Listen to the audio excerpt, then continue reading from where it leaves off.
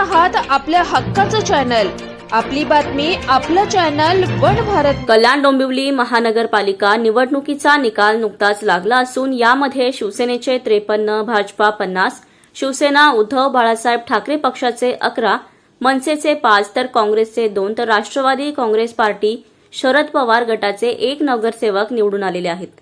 यात प्रभाग क्रमांक 4 मध्ये शिवसेनेच्या 2 उमेदवारांचा पराभव करत शिवसेना ठाकरे गटाचे 2 नगरसेवक निवडून आलेले असून या विजयामागे भाजपाचा हात असल्याची चर्चा आता रंगू लागली आहे। कारणही तसेच असून ठाकरे गटातून निवडून आलेल्या नगरसेविका तेजश्री गायकवाड यांनी निवडून येताच भाजपाचे माजी आमदार नरेंद्र पवार यांची भेट घेतली। तसेच मोहने परिसरात तेजश्री गायकवाड यांच्या अभिनंदनाचे बॅनर लावले असून या बॅनरवर माजी आमदार नरेंद्र पवार आणि भाजपा पदाधिकारी संतोष शिंगोळे यांचा फोटो असल्याने तर्कवितर्क लावले जात आहेत। केडीएमसीच्या प्रभाग क्रमांक 4 मध्ये लागलेल्या निकालाने सर्वांचे लक्ष वेधून घेतले आहे। या प्रभागात शिवसेनेचे दिग्गज मानले जाणारे माजी नगरसेवक मयूर पाटील, त्यांच्या पत्नी नमिता पाटील, शिवसेनेचे शाखा प्रमुख रोहन कोट आणि शिवसेना विभाग प्रमुख अंकुश जोगदंड यांच्या पत्नी पूजा जोगदंड यांना उमेदवारी देण्यात आली होती। यापैकी नमिता पाटील या अवघ्या 8 मतांनी तर रोहन कोट हे 1703 मतांनी निवडून आले।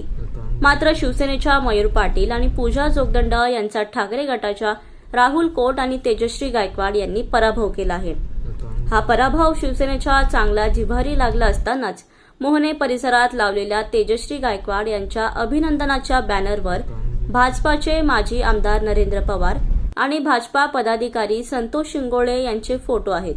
तर तेजश्री गायकवाड यांनी निवडून येताच माजी आमदार नरेंद्र पवार यांची भेट घेतली होती। प्रभाग क्रमांक 4 मध्ये भाजपाला एकही जागा न दिल्याने भाजपा पदाधिकारी आणि कार्यकर्त्यांनी ठाकरे गटाच्या उमेदवारांचे काम केल्याची चर्चा राजकीय वर्तुळात रंगली आहे। त्यामुळे शिवसेना भाजपा महायुतीमध्ये वाद निर्माण होण्याची शक्यता वर्तवली जात आहे।